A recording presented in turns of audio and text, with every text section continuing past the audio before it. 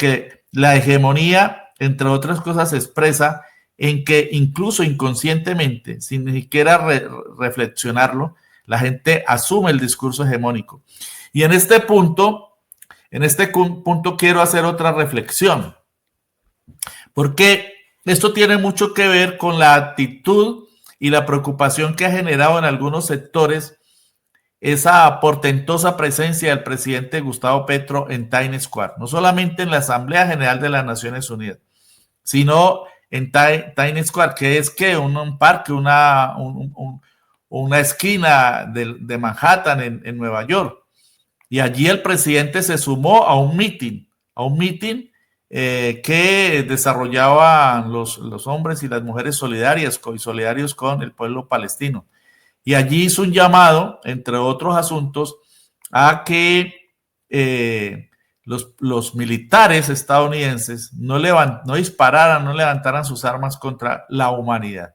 Y entonces esto ha sido utilizado por la derecha para decir que el presidente Gustavo Petro es intervencionista, que el presidente Gustavo Petro es injerencista, que el presidente Gustavo Petro la embarró, dice la oligarquía. Y mucha gente, incluso el progresismo, se ha hecho eco de esto, que cómo es posible que el presidente hiciera eso, que a nadie le gustaría, que a él no le gustaría que viniera Trump acá a darle órdenes al ejército. Se las vienen dando hace rato con las bases militares que tienen, ¿no? Aquí hay 7, 8 bases militares. Se las vienen dando hace rato a los militares. Lo que pasa es que en el gobierno del presidente Gustavo Petro, pues se ha frenado esa política injerencista de Estados Unidos en las Fuerzas Armadas colombianas. Es más, él dio la orden de no enviar más funcionarios de inteligencia a Estados Unidos. Pero este momento extraordinario, medular del presidente Petro en Times Square es histórico, eso no lo ha hecho ningún presidente y está autorizado por su enorme legitimidad. Primero, legitimidad en el derecho internacional, porque estaba protegido por la inmunidad diplomática internacional que otorga a los jefes de Estado y a los delegados ante las asambleas generales de las Naciones Unidas, inmunidad diplomática. O si no, ustedes creen que con lo arbitrario y lo atrabiliario que es Donald Trump y su secretario de Estado narcorrubio no hubieran hecho algo más que quitarle la visa al presidente teniéndolo allí. Era porque estaba protegido por la inmunidad diplomática, tengamos en cuenta eso. Y no es como dice alguien por ahí, ¿no? Que creo que fue el señor Gustavo Bolívar que dice que no tenía alguien que le dijera al presidente que estaba en otro país. Por Dios, qué cosa tan absurda. Como si el presidente Petro fuera ¿qué? Es más, se le burlaron los señores de los Danieles a los que le estaba diciendo semejante absurdo. El presidente sabe lo que hacía y sabe que no está infringiendo nada, porque lo protege la inmunidad diplomática y porque se dirigía al ejército estadounidense para decirle no disparen contra la humanidad.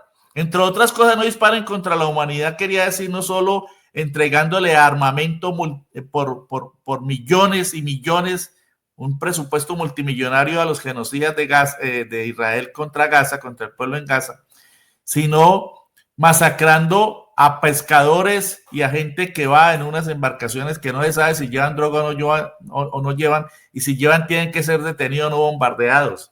Porque lo que le dijo el presidente Petro a estos militares en Times Square es no disparen contra la humanidad, no disparen contra gente desarmada, contra gente que no se sabe por qué está allí en el Caribe, si son pescadores, si son migrantes, ¿qué son?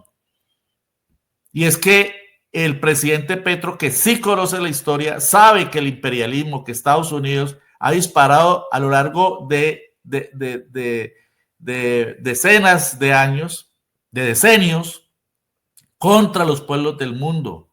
En Hiroshima y Nagasaki, en 1945, para probar su bomba atómica, bombardeó a Hiroshima y Nagasaki en el Japón, que ahora es su aliado, ¿no? Arrodillado. Y mató a una cantidad impresionante de seres humanos, terrible, miles y miles de seres humanos, y unas descendencias que hasta ahora tienen los efectos de ese bombardeo criminal, Hiroshima y Nagasaki. Y se ha inventado todas las excusas y todas las mentiras para invadir países. A eso se refería el presidente Gustavo Petro. No disparen contra la humanidad, como lo hicieron en Vietnam. En Vietnam fueron e invadieron a Vietnam apoyando un régimen entreguista que era el de Vietnam del Sur contra Vietnam del Norte, que era un régimen patriótico que quería la unidad, la unificación de Vietnam.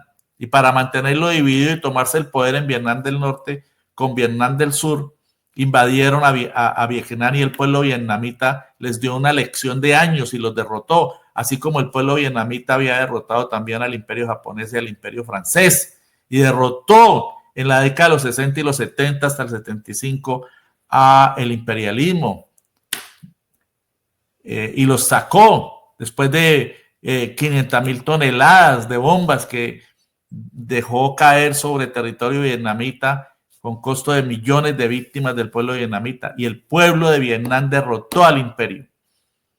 Pueblo de un país pobre derrotó al imperialismo poderoso en la década de los 60 y los 70. Y contra muchísimos países del mundo han disparado los militares por órdenes de los diferentes presidentes que yo denomino capataces del imperio.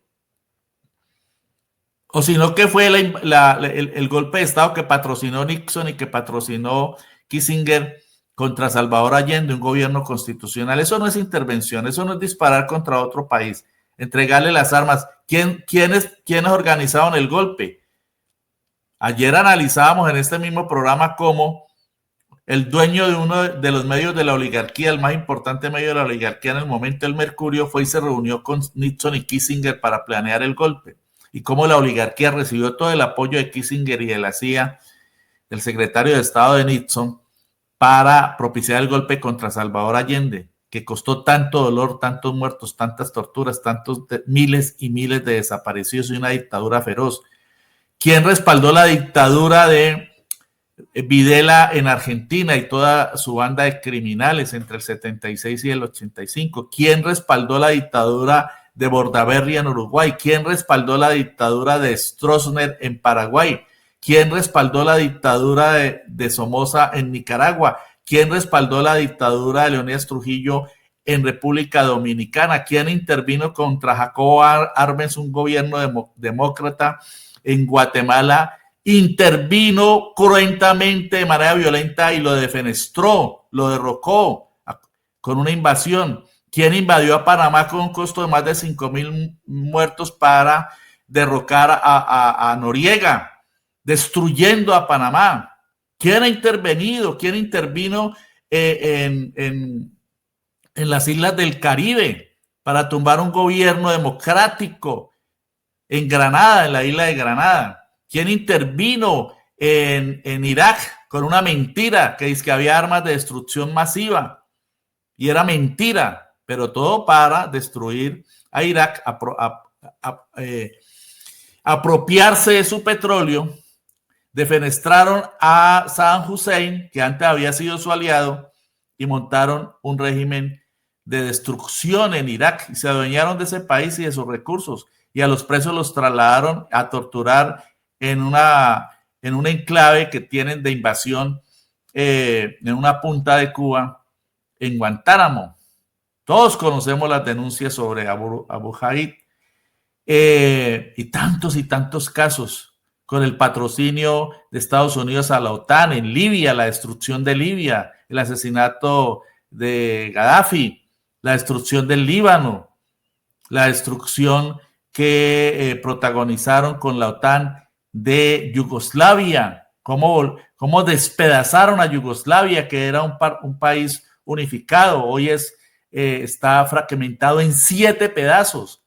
Todo eso lo ha hecho el imperio y más, y mucho más, y mucho más. Las dictaduras que patrocinaron en Ecuador, en Bolivia, en Brasil, cómo patrocinaron a los regímenes neocoloniales, entreguistas en Colombia, el Plan Colombia, por ejemplo, el Plan Cóndor para el sur, cómo estuvieron detrás de los regímenes autoritarios en El Salvador y en otros países. De modo que no tenemos que conocer la historia antes de hacer juicios absurdos, ¿no? ¿Cómo era posible que hubiera ido a decir eso? Y lamentablemente, desde el campo alternativo, algunas personas asumieron ese discurso. No, no, no. Lo que hizo el presidente en Estados Unidos, en la calle, no solo en la Asamblea General el miércoles pasado, sino el viernes en Times Square, en el meeting, en este meeting. Esta foto es memorable.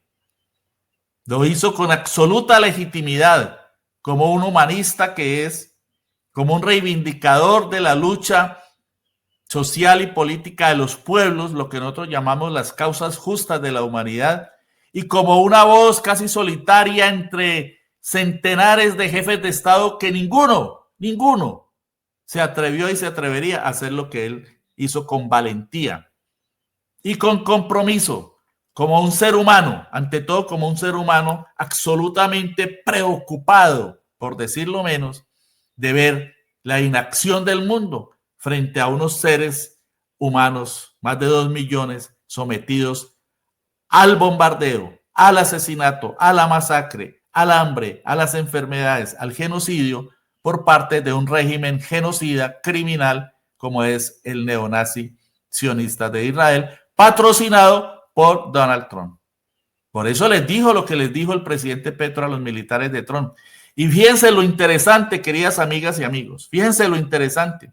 Hoy veíamos al secretario de guerra, es decir, el ministro de guerra de Donald Trump, furioso, porque los militares no lo aplaudieron ayer cuando dio a conocer su plan de guerra. Los mismos militares del Pentágono, acostumbrados a invadir países, le están dando la razón al presidente Gustavo Petro. No aplaudieron al secretario de Estado, de guerra, que era de defensa, ahora lo llaman de guerra. No lo aplaudieron, se quedó esperando el aplauso cuando anunció que los militares estadounidenses tenían que ir a reprimir a la gente en las ciudades que se levanta en Estados Unidos, contra la política criminal de Donald Trump en materia de salud, en materia de presupuesto, en materia de migración, política interna. Ojo con eso, queridas amigos, porque tenemos que entrar en el plano de la lucha antiimperialista. No es un capricho subjetivo, es una actitud frente a una realidad objetiva. La lucha antiimperialista. Pues ese fue el ejemplo que dio el presidente Gustavo Petro. Como he dicho en otras oportunidades, él no habla de imperialismo ni de hegemonías, pero en la práctica lo que está haciendo es dar ejemplo al mundo de lucha contra el imperialismo en sus fauces, ¿sí? En la garganta del imperio, en el corazón del imperio. Y para eso necesitan cojones, y no solamente conciencia política como la que tiene, y no solamente estar siempre dolido, preocupado, agobiado incluso por la inacción de la humanidad frente a un genocidio infame contra un pueblo, contra unas criaturas, contra unos bebés, contra unos niños, incluso contra niños que no han nacido todavía, cuyas madres son asesinadas de manera dolosa por el Estado, el régimen genocida de Israel. Yo en eso no tengo ninguna duda, queridas amigas y amigos. No tengo absolutamente ninguna duda. Por eso desde el primer momento di mi opinión apoyando al presidente. No sé si tendrá importancia, repercusión mi opinión, pero yo cumplo con mi conciencia y lo hago. Y no por una posición subjetiva, meramente ideológica, no, porque es una posición objetiva, derivada de la realidad, de unos hechos. El presidente Gustavo Petro, revestido de primero legitimidad moral, política, ética, por estar en función de las necesidades urgentes para salvar a un amplio conglomerado de la humanidad, hizo lo que hizo en Times Square.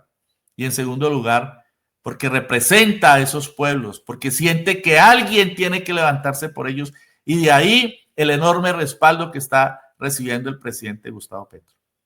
Pero además de ello, porque pues tiene un respaldo de carácter legal, porque es era un alto dignatario en la Asamblea General de las Naciones Unidas y tiene una inmunidad diplomática internacional. Todos estos factores se juntaron, pero el más importante es su sentimiento, su consecuencia política, su ética, su moral. Eso se llama legitimidad. Y el sentir que alguien tiene que levantar su voz. Por eso hoy en el mundo recibe el respaldo que recibe el presidente Gustavo Petro por multitudes. Y por eso hoy es prácticamente un héroe de los pueblos del mundo, sobre todo de los pueblos del Medio Oriente, que lo tienen como uno de sus héroes. De ahí la carta de esta madre, de esta poeta que leímos el lunes anterior, una carta hermosa, emocionante, agradeciéndole al presidente Petro hacer lo que no hacen los líderes, esos jeques multimillonarios árabes. Y por eso estos mensajes en Yemen, pequeño país empobrecido que es de los pocos que enfrenta directamente sin miedo, con valentía, al régimen genocida y carnicero de Israel. Miren, esto es proveniente de Yemen. De modo que quería plantearles esta reflexión porque me parece absolutamente necesaria.